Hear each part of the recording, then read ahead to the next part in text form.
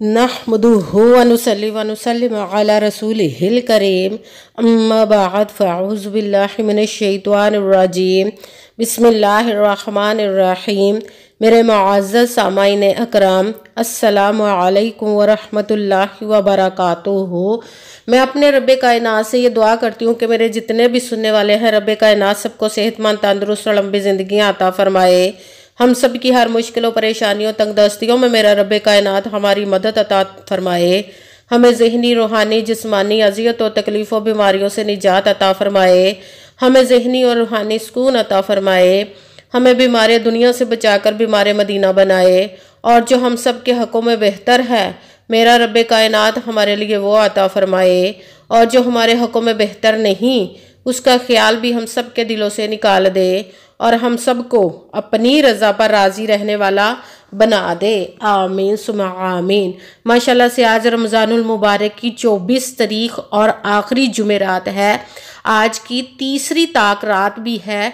इस दिन जो भी अल्लाह समद को 11 बार पढ़ ले, अपनी मर्ज़ी का नसीब रब्बे कायनात से लिखवा सकता है। ये बहुत ही पावरफुल वजीफ़ा है।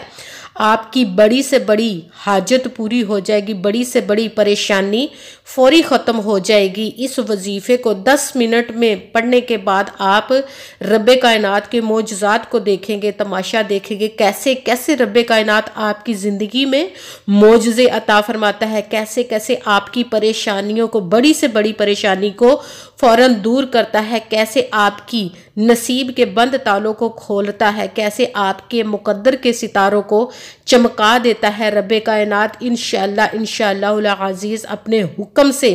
ये बहुत ही ख़ास और पावरफुल वजीफ़ा है। आज के दिन का ये 24वीं रोज़ा है। आज 24 रमज़ान की तारीख़ और आखिरी जुमेरात है, आखिरी अशरे की आखिरी जुमेरात है ये। इस दिन को आप अज़ाया मत कीजिएगा खुदारा। इस दिन आप, अगर आपने रजब का महीना भी ऐसे ही गुजार दिया, शबान का भी ऐसे गुजार गया, अब इस महीने में रब्बे कायनात की रहमत को लूटिए, उसको राज़ी कर लीजिए। इस वजीफ़े को मत छोड़िएगा। इस वजीफ़े को आज किसी भी वक्त, किसी भी जगह पर बैठ के कर सकते हैं। जैसे ही आपको वीडियो मिले फ़ौरन पढ़ लीजिएगा, या उस वक्त ना टाइम मिले तो जिस वक्त भी आपको आज के दिन टाइम मिले तो फ़ौरन इस वजीफ़े को लाजमन पढ़ लीजिएगा।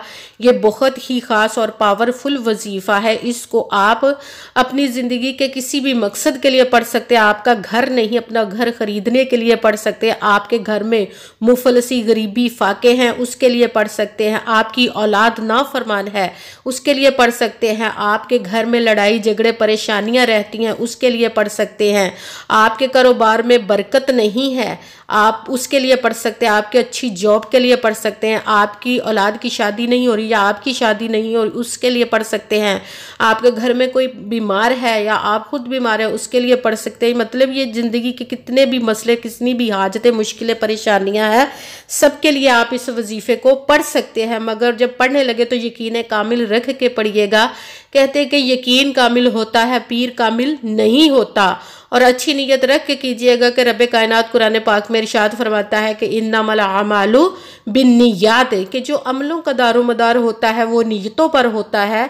अगर हमारी नीयत अच्छी है तो हमारा अमल भी अच्छा होता है, और अगर हमारी नीयत ही अच्छी नहीं तो हमारा अमल भी अच्छा नहीं होता, उसका हमें फल, उसका अजर अच्छा नहीं मिलता। इसलिए आपने सिर्फ मेहनत करनी है, बाकी सब काम उस ज़ाते पाक पर छोड़ दीजिएगा कि उसके दस्ते कुदरत से कोई चीज़ बाहर नहीं, उसके कुन कहने की देर है और फायाकून हो जाता है। ये कुन फायाकून का भी वजीफा है। उसके कुन की देर होती है, उसके खजानों में किसी चीज़ की कमी नहीं, उसके कुन की देर होती है और फायाकून हो जाते हैं। आपकी मुश्किल कोई मुश्किल नहीं उसके आगे, सिर्फ उसके कुन की देर है। उसे राज़ी करिए, राज़ी हो जाएगा, वो खुद कह देगा कुन इंसान के लिए, तो आपकी तमाम मुश्किलें, परेशानियां दूर हो जाएंगी। और नमाज की पाबंदी आपने लाजमी लाजमन रखनी है।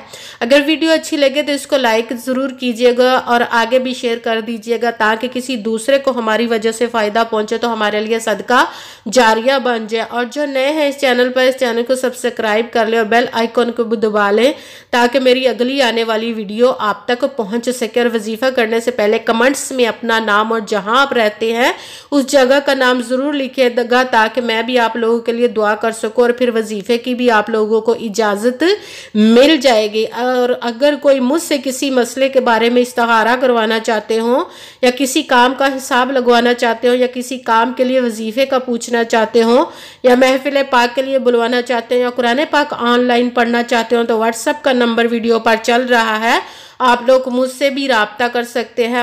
अगर मेरे भाई या बुजुर्ग मुझसे राब्ता करना चाहते हैं तो व्हाट्सएप पर वॉइस मैसेज करके मुझे अपना मसला बता सकते हैं। अगर बहनें या माएँ मुझसे राब्ता करना चाहती हैं तो व्हाट्सएप पर वॉइस कॉल करके अपनी बात कर सकती हैं, अपना मसला मुझे बता सकती हैं।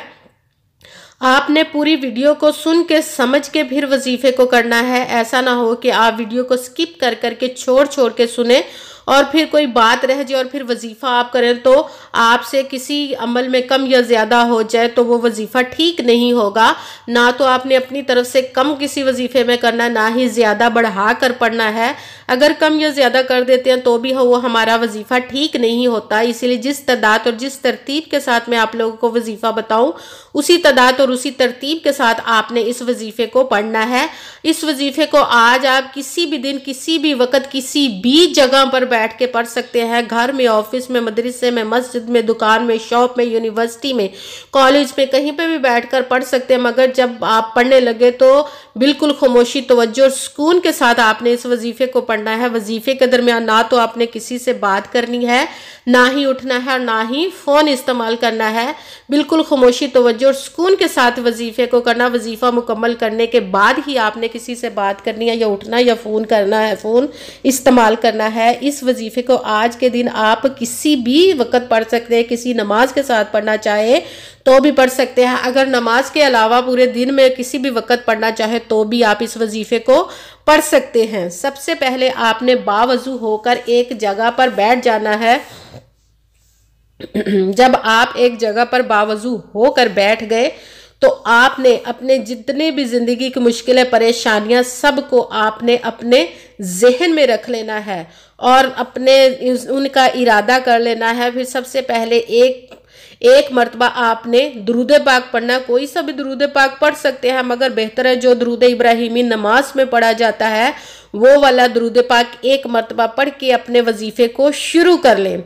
सबसे पहले नंबर पर जो वजीफा पढ़ना है वो है कुन फायाकून। इसको पढ़ना है आपने। जब आप कुन फायाकून पढ़ेंगे तो रब्बे कायनात अपने अर्श पर बैठकर खुश होगा और फिर अपने फरिश्तों को बुलाकर कहेगा कि जाओ, दुनिया में जो मेरा बंदा ये मेरा वजीफा पढ़ रहा है उसकी बात को सुनो और उसकी परेशानी को दूर करके आओ मेरे हुक्म से।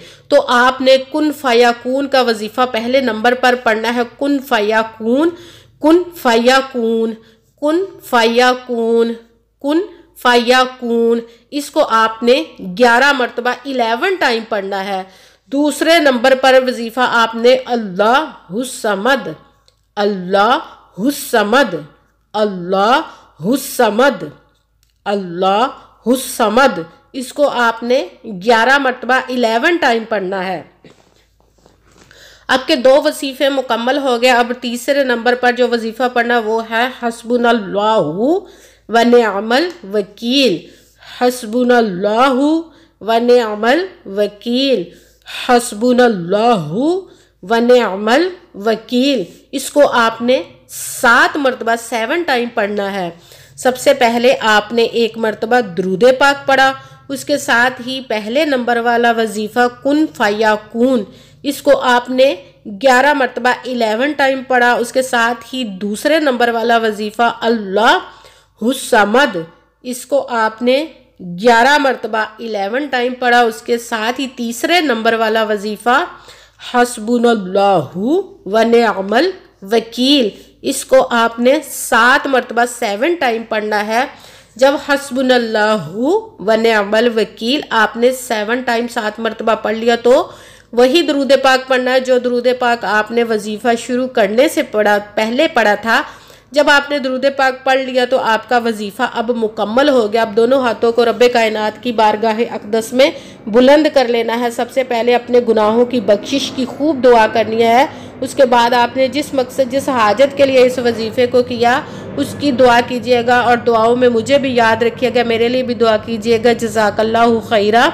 जिस मकसद जिस हाजत के लिए आपने इस वजीफ़े को किया, रब्बे कायनात अपने प्यारे महबूब के सदक़े, इस प्यारे प्यारे माह मुबारक के सदक़े, इस आखिरी अशरे के सदक़े, इस अशरे में जो ताक रातें हैं 5, उन 5 ताक रातों के सदक़े और आज की आखिरी जुमे रात के सदक़े आपकी तमाम नेक और जायज़ हाजात को रब्बे कायनात अपनी पाक बुलंद बारगाह में कबूल व मंजूर अता फरमाए। आमीन सुम्मा आमीन।